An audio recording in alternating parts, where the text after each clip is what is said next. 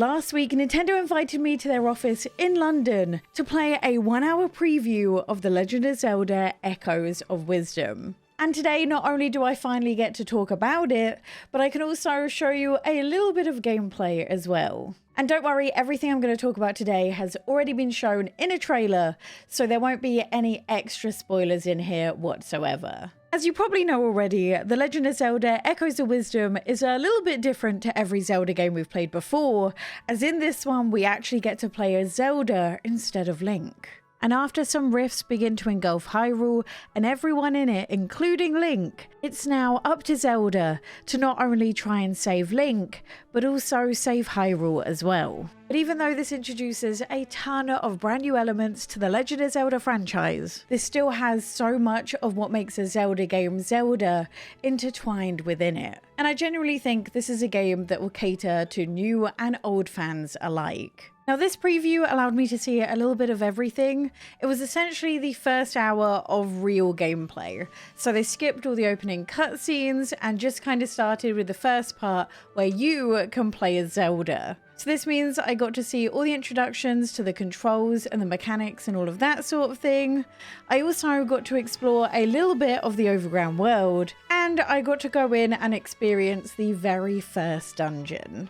So although I did miss out on getting to see the cutscenes and the beginning story, I did get a good idea at what the controls were like, how the game handled, and everything that we can at least expect at the beginning. And I can honestly say, after playing this for a little over an hour, I had an absolute blast. And the worst part about playing this was actually the part where I had to put the controller down. And if I'm being honest, I think I and a lot of people have massively underestimated the scope of this game, as this is far larger than I ever imagined it to be. You see, at first, I kind of assumed, based on the aesthetics, that this would play and behave very similarly to Link's Awakening, albeit with a slightly different approach to combat, or at least that's what I thought from the trailers. But I actually think the best way to describe this is actually being a cross between Tears of the Kingdom and also with the old school Toon Link games like Spirit Tracks, as this makes a return to the classic approach to dungeons that we're used to in older games,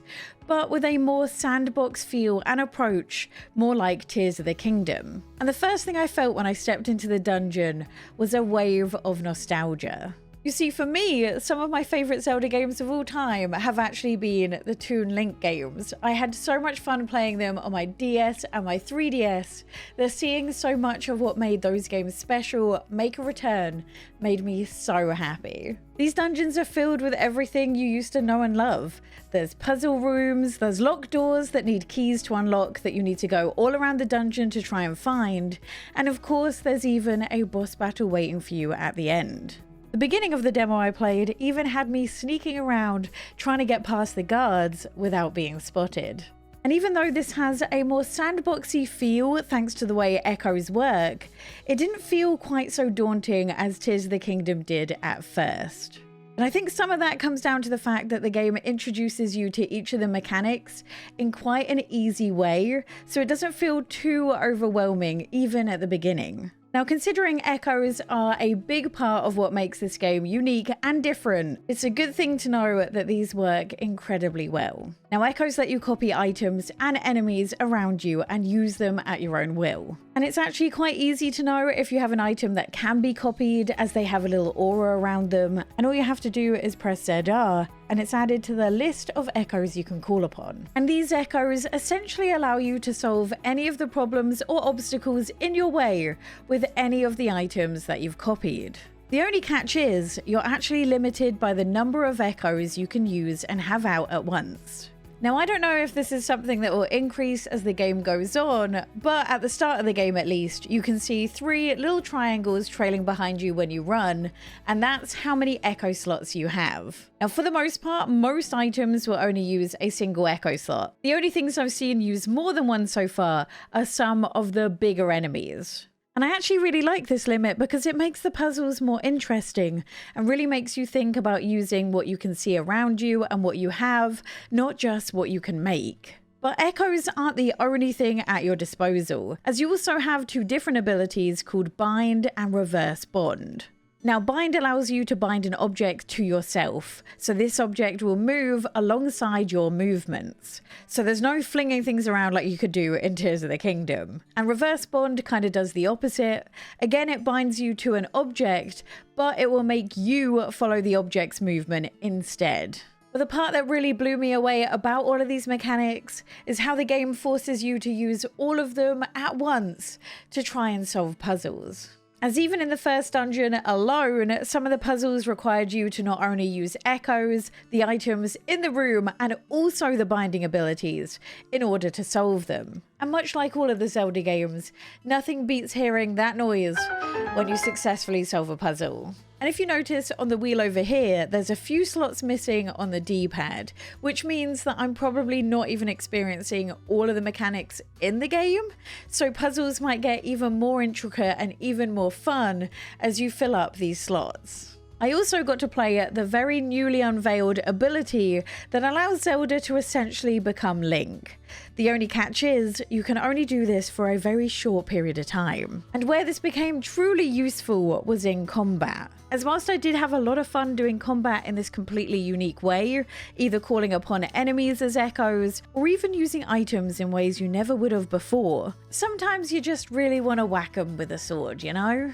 And with this ability, you can. Now, as I said, this ability is limited, so you really have to think and pick and choose your moments when you want to use it. And the ability refills by you finding and collecting these little arrows floating around, which in my opinion kind of look a little bit ugly and ruin the scenery, but it's a cool mechanic.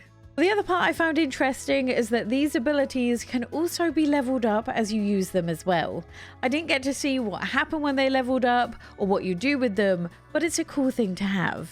But the one thing I wasn't prepared for when I sat down to begin this was actually the insane scale of the game. And I actually blame Princess Peach for this because I had high hopes for that game, being able to play as Peach for the first time, and found it to be really short and almost a bit lackluster, but that doesn't seem to be the case, at least so far, with what I've seen in The Legend of Zelda Echoes of Wisdom. As even the scope of the echoes themselves was far larger than I could have ever hoped for. Now, essentially, most of the items you see and nearly every enemy you fight can be copied. And on top of that, they also have unique attributes, which, if you do forget or don't notice, are told to you in the menu, which can be very handy. Like, for example, crates are useful as they can float on water. Vases are useful because you can either hide inside of them so enemies can't see you, or you can throw them to distract guards so they don't notice you. But it doesn't just stop at items, the enemies are also unique as well, as not only do they fight in their own way, but they're also really useful outside of battle. Now, I don't want to spoil what each of the monsters do, as I think that's a big part of the fun of solving puzzles. And this, combined with all of the items, mean that there's almost an unlimited amount of ways you can solve each of the puzzles. And exploring might reward you with some unique echoes as well, as some of them even have elemental abilities. Like I, for example, set fire to an awful lot of grass in my time at playing this, but it was a lot of fun. But the scale doesn't stop there.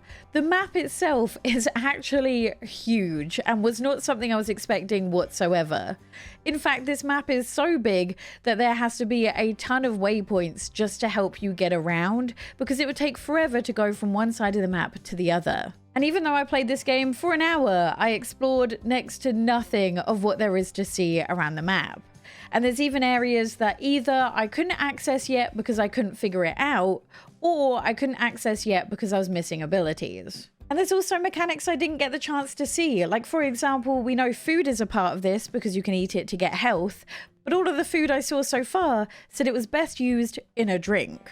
And there's probably so many different things I either missed or haven't even come across yet in the first hour of gameplay. So the scope of this game is huge. And the mechanics, despite the number of them, seem to be really solid. Like, there were a fair few amount of people in that room who were trying their best to see if they could break the system in any way, and it seemed really robust. And I'm incredibly impressed at the way the items interact with not only each other, but also the world as well. I was also really impressed with the controls as a whole, as even though there were so many different abilities that you could use, the controls felt fairly intuitive for all of it. With the echo abilities bound to Y, so they were easy to use. The bind abilities were bound to X, so again, really readily available. I think the most frustrating part, or the part that takes the longest, is actually picking which echo you want to use, as it lines out all the ones that you have in one long list across the page, and you use the R stick to choose which one you want to use. And what happens is it puts your most recently used echo as the first one, and what I really found myself doing was kind of gravitating towards a few of my favorite echoes, and the rest of them were mostly unused unless there was a really specific case where I needed a certain item or certain monster. One thing I did really appreciate though is when you're in a battle and you want to go and pick a certain echo, it actually pauses time when you're in that menu, making things a lot less stressful. And this, combined with the fact that you can even set targets for your monsters to attack, made combat really fun. Now, I didn't come out of this with a 100% positive experience. There are a few things that did let me down. And just to note, this footage that we are playing right now was provided by Nintendo and wasn't my personal footage for my experience. So just bear that in mind. But the most noticeable issue was definitely the frame drops. And I'm not someone who typically manages to notice small frame drops, so the moments the frames did drop, it was pretty substantial. It didn't happen all the time, but when it does happen, you definitely do notice it. And we also, considering Princess Peach, do have to have the conversation about whether or not this is worth the price. Now, I've only played the first dungeon so far, and I think this is the only dungeon that you have to play in a set order. Or at least that's what I assumed, seeing as most of the previous Zeldas were like this as well. That being said, I don't actually know how many dungeons there are, nor do I know how much there is to do outside of the dungeons. The world most definitely is filled with secrets and does reward you for exploring. Like, there are a few hidden corners that I found brand new echoes that I didn't come across anywhere else in like the main story of the game. And then you of course have the hidden heart pieces that are all around in caves and different areas like that you get rewarded for exploring. But in terms of like side quests or other missions to do, I hadn't come across any of those in my playthrough so far. And like with all Zelda games, expect to get stuck a lot. This requires you to think outside of the box. Being able to do whatever you want also means that you can feel directionless at times. Although, as I said, if that's something you struggled with Tears of the Kingdom, I don't think it's quite to that extreme. But there were definitely times where I was just sat there trying to get my head around all these mechanics and putting them together. But it did feel truly rewarding when you did. And I think overall my opinion is this has been a whole lot of fun to play. Sure, there's frame drops, but I didn't find that took away from my experience whatsoever. And much like Tears of the Kingdom, I think a lot of fun is going to be watching other people play this to see how they figured out certain puzzles and did things differently to the way you did it. One thing I'm definitely intrigued about though is the story. From the part I've seen so far, I can't really tell what direction it's going to go in. The dialogue is definitely funny, but I don't know if the story is going to be slightly darker or if it's going to be more whimsical. All of this I can't wait to explore and see when the game finally comes out. But as this is a first impressions, I can't tell you whether I think it's worth the price just yet. For that, we're going to have to play through and see the full release of the game. But as always, if you want to see all of the games coming out this September, because it is a busy month, click this video here.